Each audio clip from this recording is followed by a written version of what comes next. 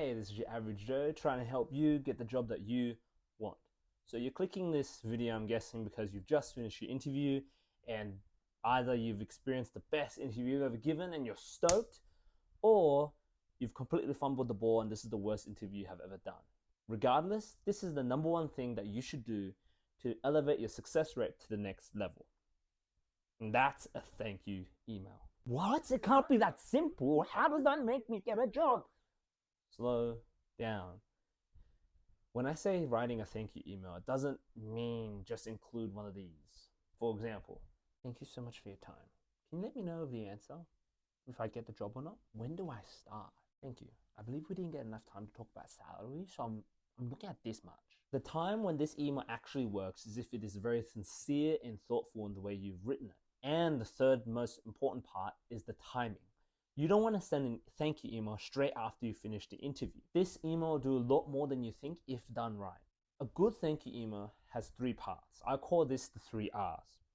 It's recognize, recall, and reflection. Part 1 is recognize. Recognize that the hiring managers have done a lot more work than you, that they've done the investigation, they've interviewed thousands and thousands of applicants. So empathize with them. Empathize them in a number of ways, being that 1, thank you so much for spending your time with me.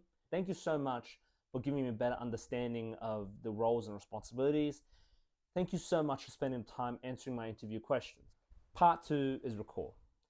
Make them record the discussion that you've had with them, whether it is looking at the question that you've made them answer or going through a problem that they've raised themselves about the team and the scenario simulation that they put you through.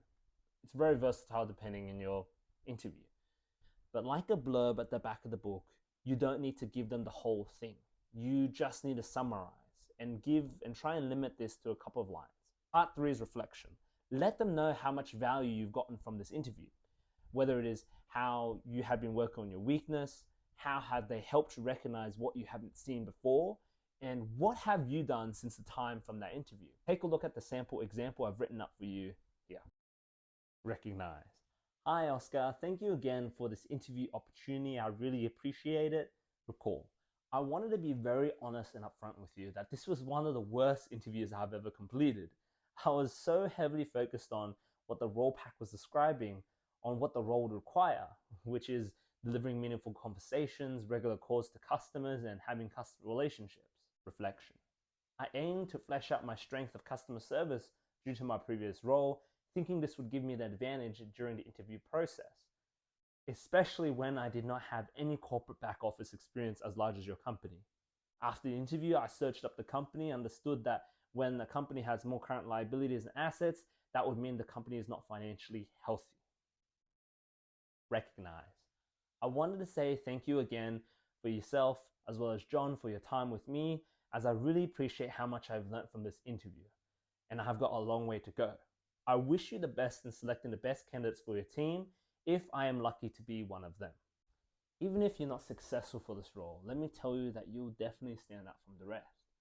Because, let's be honest, most of the time, you won't even remember the hiring manager's name after you finish the interview. So be different.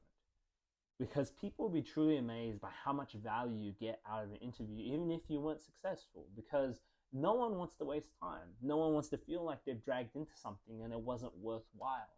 So let them know that you've gotten so much out of it, that it's done so much for you. And another thought is the fact that the world is so much smaller than you think.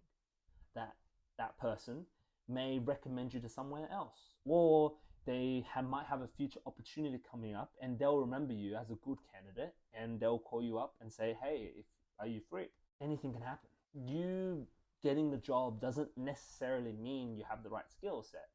It might just mean that someone else might have a better attitude or a better relationship with them during that interview. But this is another way to be able to raise your success rate to the next level.